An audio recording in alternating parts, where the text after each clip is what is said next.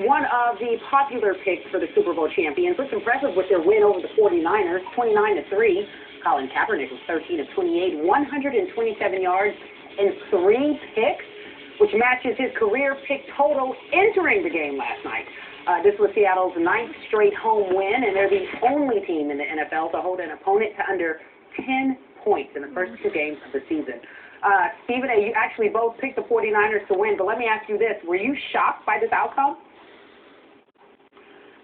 I don't think shock begins to describe it. And I heard that Richard Sherman was calling folks idiots and stuff like that for picking against them. Let me be the first one to stand up and say, you were right, I'm the idiot. I completely underestimated the Seattle Seahawks, not because I didn't know their defense was elite. It was because I felt that their offense would need, obviously, and I was right about that because the first 3 quarters, it was only, what was it, 12-3 score. So, both Russell Wilson and Colin Kaepernick were struggling. This defense for Seattle is just big time. They're the best in the game. They're on another level, and I got to give props where props is due. I didn't expect Colin Kaepernick to go from what we saw of him versus Green Bay to how awful he looked, how inept. Or, just I don't even know the word to describe it. He just seemed like he couldn't get anything done. But I can't really knock him for it because it was the San Francisco 49ers' entire offense. Anquan Boldin didn't do anything. Davis didn't do anything. Frank Gore and these boys didn't do much. The list just goes on and on and on. What did Boldin have? One reception for like 7 yards and something? This is just some mind-boggling stuff here. So I just look at it, and I just got to give credit where credit is due. Kaepernick led them in rushing. Outside of Kaepernick, Frank Gore had 16 yards rushing. 16 yards. So I just look at it, and I just say to myself, tip your cap to them. Seattle's a hard place to play, no doubt. Let me also give props to our NFL analyst, Darren Woodson, who came on the show, tried to school me. I wouldn't listen to him. I got to eat some crow today. There's no way around it. The Seattle Seahawks, I think Richard Sherman and McBain and all of these boys, they can talk all the junk about me they want to. I'm sorry. I was wrong. I completely underestimated these boys. This defense is on another level. It's just that simple. It just is. They got me. They got me today. And I will join you in saying, to quote Richard Sherman, I was also an ignorant idiot who picked against the 49ers. And I learned a big, hard, long lesson last night that got delayed by an hour of a lightning delay. I had to suffer until, what time was it, 12:30? You're like, can we start the game? No rest.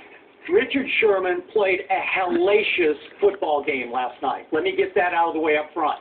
Now, dude, maybe you and I deserve some honorary game ball or something for helping to inspire and infuriate the Seahawks. But Stephen A., on the Richter shock scale, I'm at a 10, 1 to 10, I'm at a 10.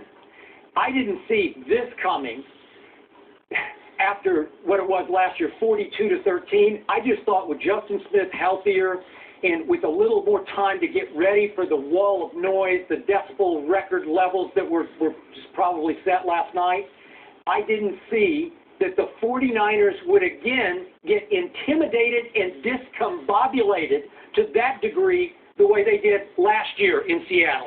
And it was at least as bad to me, even though, as you suggest, the score stayed closer. But Colin Kaepernick, who was that guy?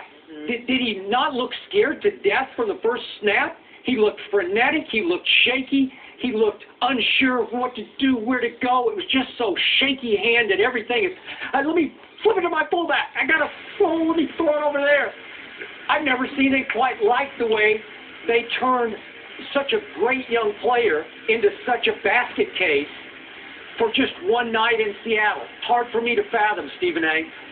But to control the ball 37 minutes to 23, to rush for 172 against the 49er front, I would have bet against that. You suggest, Anquan, he had 4 targets, got 1 catch, a lot to do with Richard Sherman. Now, here's my final comment on this. You want to know what's even scarier about the Seahawks? They played without Chris Clemens, their best pass rusher. They lost one of the best left tackles in the game early in Russell Okung. And one of the better corners in the league, he's probably not quite Richard Sherman, but Brandon Browner did not play last night. And we keep hearing that Percy Harvin might come back at mid-season. You get those people healthy, look out below because people are going to get punished. I'll tell you this. My final takeaway, there's no way I'm going to pick against Seattle at home the rest of the year. Wow. I don't see anybody beating them at home, and I thought before the year somebody would.